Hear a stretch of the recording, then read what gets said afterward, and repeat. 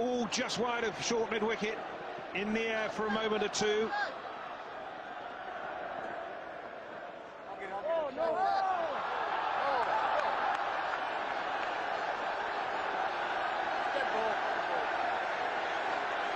Now what's happened here?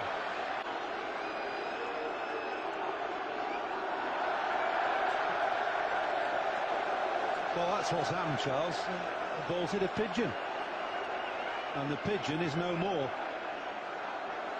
Was that from the fielder that hit the pigeon? We need to have a look at this again. Jacques Rudolph is the man who could have the pigeon's blood on his hands here. We just need to check out exactly what happened. I think we can reveal exactly what happened. Rudolph did the fielding. He gets the ball in the air, and with about as much accuracy as a Patriot missile, he down